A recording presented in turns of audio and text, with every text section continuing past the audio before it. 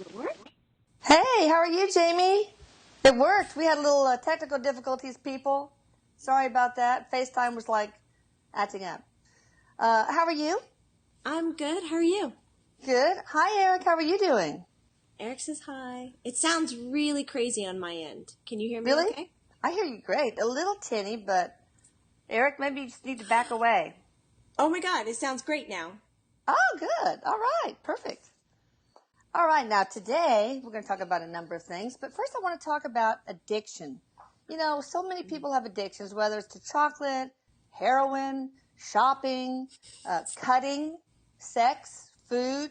Can you tell us a little bit about that, sweetie? Yeah, he liked how you started off. Chocolate, heroin. I know. Chocolate, heroin. First of all, he loves you. And he's I love saying you hi. too. Oh, see, I always say my highs to you before, so, and I love you. You know I love you. I talk to you He, all the time on my walks. he says it's like I'm never gone now. I know, that's true. He goes, okay. Talking like this with his hands, throwing his hands out. Addiction. Let's take away what kind of addiction it is and just look at the need to have repetition and control over the repetition.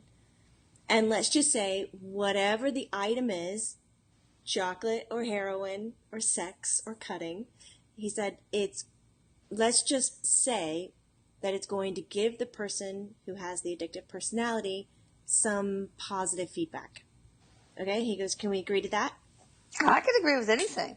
You're running the show here. I'm just here to keep you in line. Yeah, you need to keep him in line. He just sat down behind the camera and goes, okay, well, I'm running the show, so he's like being funny and hamming it up. Of course. It was getting back to the addiction part, though. He said, this is where there's some part of the person's character, because we could even say personality, that is not complete. Like it doesn't feed back in on itself. It just kind of goes out and it goes to a dead end. What do you mean?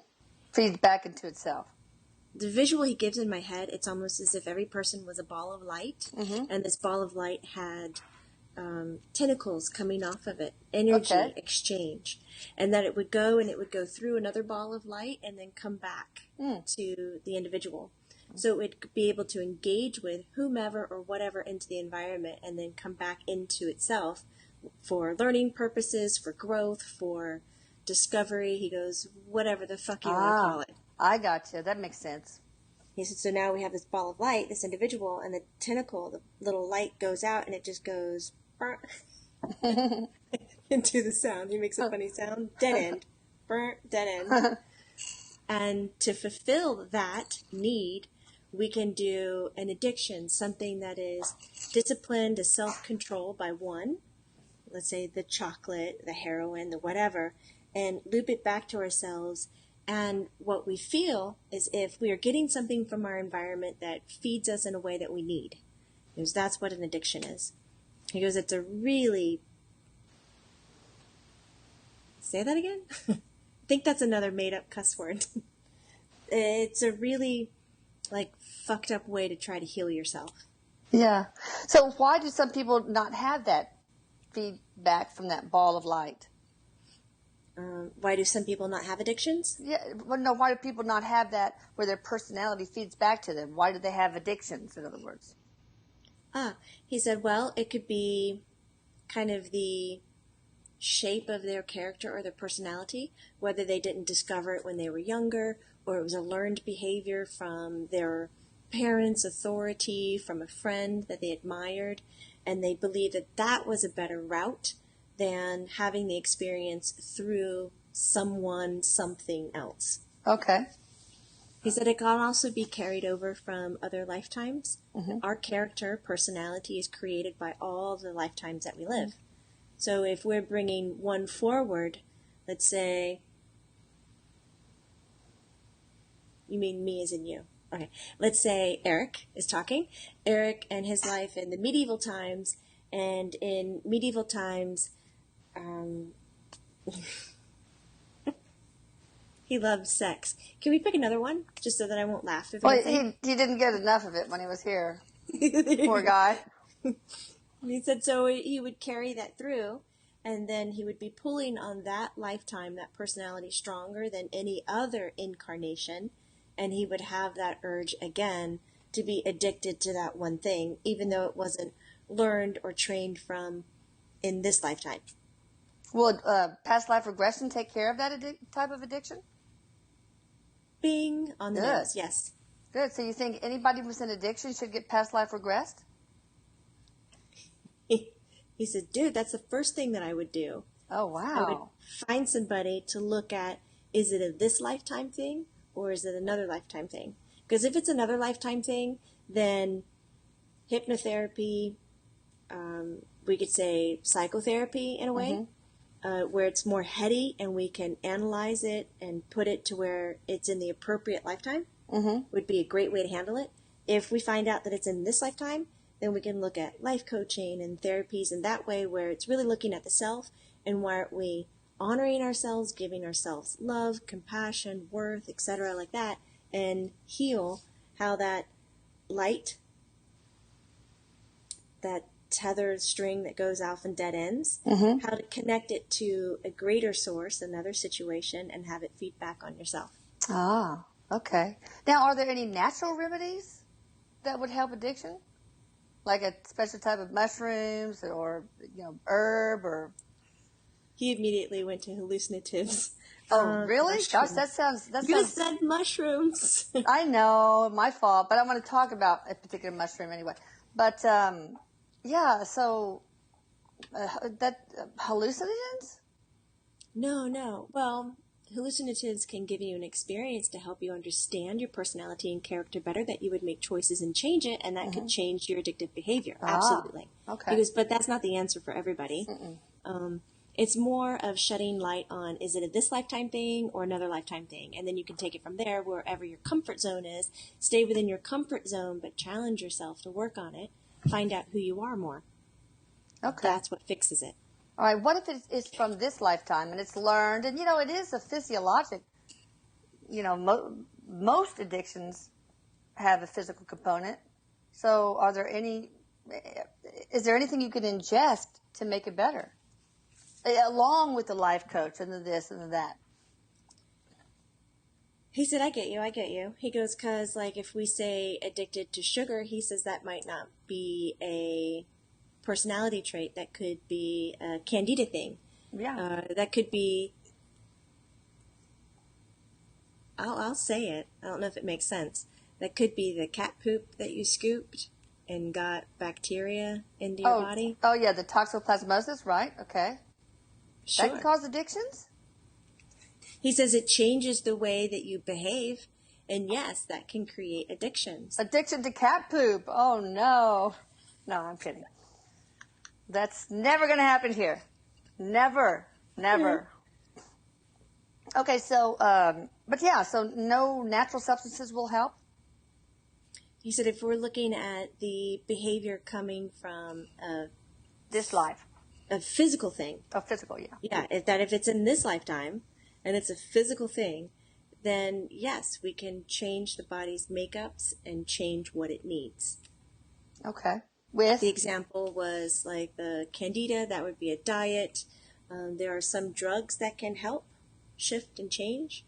Pharmaceuticals? Prescription drugs? He says no, more holistic and natural. He goes, my mom wants to talk about mushrooms. Okay, yeah. No, I read this thing about chaga mushrooms, the mushrooms that grow in the circumpolar regions of the world, like northern China and Siberia and such, on the bark of birch branches, and it's supposed to be the most powerful antioxidant known to mankind.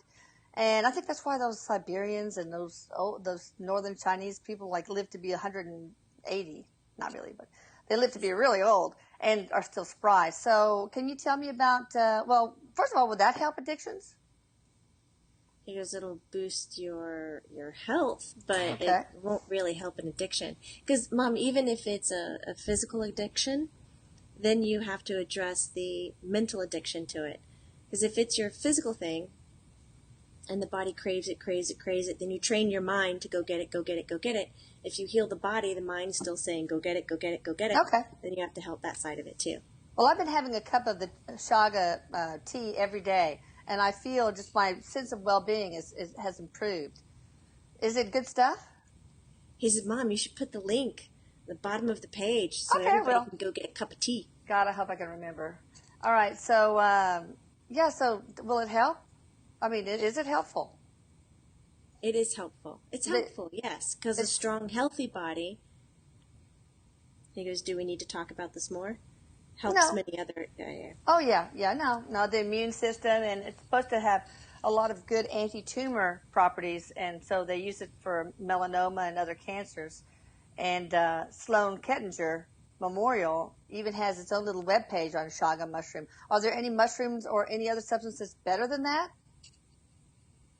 I should do instead? Your mom is doing shrooms. Oh, no. They're not hallucinogenic, I promise, guys. He's nodding his head yes. He goes, but they haven't been found yet. Oh, okay. All right. I'll just wait. So cutting. Cutting is different to me. I mean, tell me about people who cut. Why? He goes, cutting is just an outward damage. He goes, what do you mean? Like addiction to food? That one's just inward damage. True. You know, so are you an extrovert or introvert? Well, even though addiction to food, like it changes your appearance, whether you become obese or become, too thin, that's an outward experience. But why do they do that? What is it about pain or the act of cutting? Pain lets you know that you're alive. Sometimes you get into those numb spaces where you just need to know that everything in your life is truly real and you are really living this and really experiencing it. And cutting is an answer to that. Okay. Okay, tell me more. Is there something about control, some control issue? Yeah, well, he was just describing that when you look at examples of people who cut, they're in places where you wouldn't be able to see. Mm-hmm. So they're very good about hiding it. Yeah. And it's not so deep that it is suicidal. Like they would lose a lot of blood. It's just enough to create a sensation in the body to allow them to feel alive or to feel more even grounded. Because all the mental chaos and everything that's happening in their life is just making them, he says, wet. Where you don't really feel dry, you don't feel warmth, you don't feel cold, you just feel wet. You feel one thing. You got one thing, and that's numb. And so this kind of takes them out of that scenario. It's also because they can't control the environment that's around them. All that they can do is control themselves. So it may be, for example, in a situation where they're being abused by somebody, and they can't control that. Is that then they start cutting to have some control over the chaos in their life? Yes. It sort of puts order. Is there anything about being able to have a secret? No, well, yes, for some, it's about having a secret, having nobody else know about it. But that's with many other addictions as well.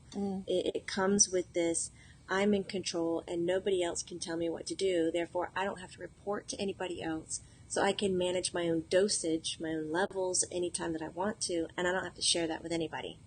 So that's just a control thing. It's not so much as a secretive thing, because a lot of times people with addictions really want others to know about it so that they can feel like somebody else is going to understand them, not judge them. It's really that it's kept quiet for not wanting to be judged. It's kept quiet because you don't want to be judged. Ah, okay. All right. Anything else? Tell me some other stuff about addiction that would help those who are addicted. He says a lot of people will say that there are good addictions and bad addictions.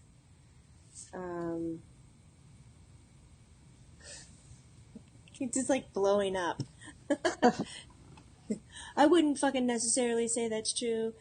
Effing this, and, now he's going into measuring good and bad. Oh, boy. That there really isn't a good and a bad here. And he said, all I'll say is if you're doing something that is promoting your end goal, then you're okay. Mm-hmm. What do you mean? A heroin addict might think, well, yeah, getting high on heroin, that's promoting my end goal because I want to get high on heroin. Well, then, Mom, then who are you to judge that that's wrong for that person because that's what they want and that's what they want to manifest and create in their life? No, I don't want to judge them. I'm just saying that some of them might overdose, die, leave a small child behind, etc. Yes, but you're coming from a place where you're saying there's something good about that and there's something bad about that. Well, let's use earthly terms for the sake of my stupidity. And that it is bad. In earth terms, it's bad to leave a little child behind because you OD'd on heroin. He says, Mama, you're not stupid. Stupid. He shouts out, my mom's not stupid. He goes, I just want to point out that a lot of what we're trying to manage here when we're looking at addictions is coming from a judgment place. Oh, yeah. That it's, acceptable or not acceptable. Mm-hmm. He goes, I just kind of want to lift a thin layer off of that one. We can still keep the terms, like you said, because how else are we going to have this fucking conversation without the earthly terms? Sure. He goes, we might as well just sit around and go, everything's okay. Yeah. Oh. Stop it, Eric. That's funny. Okay.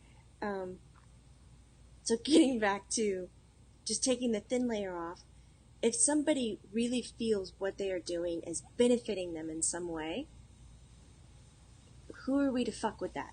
Oh, no. So you think drugs ought to be legalized completely? I don't see why not. We should have the right to have any kind of experience that we want to give ourselves. I think that it should come with an age limit.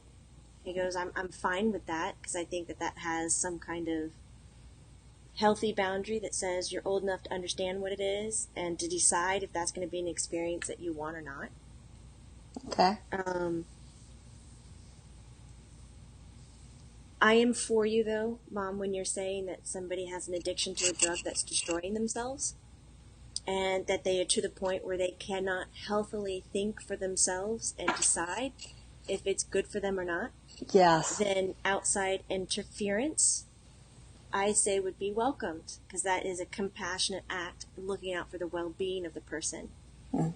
And what if that person is not seeking well-being, though, really we can't do shit about it. Mm. That's true. What about if somebody's on a drug and they go driving and they plow into a family of 5 and killing all of them? Then I'd be really fucking pissed because nobody should be doing drugs and driving machinery. Right.